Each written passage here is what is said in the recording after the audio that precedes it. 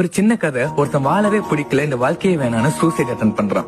அப்ப அவன் முன்னாடி யம தர்மராஜா, ஏன்டா உனக்கு வாழ பிடிக்கல, இந்த வாழ்க்கை எவ்வளவு அழகானது தெரியுமா, நீ இந்த உலகத்துல இருக்கக்கூடிய அழகான விஷயத்தை பார்க்காம நீ ஏன் சூசைட் பண்ண போற, வா உன கூட்டிட்டு போறேன்னு சொல்லி கூட்டிட்டு போறாரு. ஒரு பெரிய பிரிட்ஜ், இந்த பிரிட்ஜை பார்த்து உன்னோட கஷ்டம் இதே போலதானே இருக்குன்னு நினைக்கிறேன், வா உன் அழகான ஒரு இடத்துக்கு கூட்டிட்டு போறேன்னு சொல்லி, இந்த ஈஃபில் டவரை பாரு, சுத்தி இந்த ஊர் எவ்வளவு அழகா இருக்குன்னு, இந்த வாழ்க்கையும் அதே போலதான் அப்படின்னு சொல்லி வேற ஒரு இடத்துக்கு கூட்டிட்டு போறாரு. அது சுத்தியும் பனிமூட்டமா இருக்கு. லைஃப்ல நீ இந்த இடத்துக்குள்ள வந்திருக்கியா, எவ்வளவு ஜாலியா இருக்கு பாத்தியான்னு சொல்லி அடுத்த ஒரு இடத்துக்கு கூட்டிட்டு போறாரு. அந்த ஒவ்வொரு இடமும் அழகா இருந்தாலும் அது பின்னாடி ஏகப்பட்ட கஷ்டங்கள், சோகங்கள், பயங்கள் எல்லாமே இருக்கு. இதெல்லாம் தாண்டி ஒருத்தர் சாகணும்னு முடிவு பண்ணா அதுக்கு தைரியம் வேணும். அந்த தைரியம் கூட இல்லாம தான் நம்ம சூசைடும் பண்றோம். அப்ப யம தர்மராஜா கேக்குறாரு, உனக்கு அவ்வளவு ஆபத்து காமிச்சு உன சாகடிக்க பார்த்தேன், அதுல ஒவ்வொன்றிலையும் நீ தப்பிச்சு வந்த, அப்புறம் இந்த மாதிரி தப்பு பண்ணிட்டு இருக்க. இந்த வாழ்க்கையை வாழ கத்துக்கோ. இந்த உலகத்துல எதுவுமே நிரந்தரம் கிடையாது. இன்பம், துன்பம், மகிழ்ச்சி, கஷ்டம், சோகம் எல்லாமே அப்பப்ப வரும், போகும். இதுக்கெல்லாம் சூசைட் பண்ணணும், சாகணும்னா நாம எல்லாருமே எப்பயோ செத்து போயிருக்கணும். சோ இதுல இருந்து நம்ம என்ன தெரிஞ்சுக்கணும்னா, எந்த ப்ராப்ளம் வந்தாலும் ஃபேஸ் பண்ணணும்.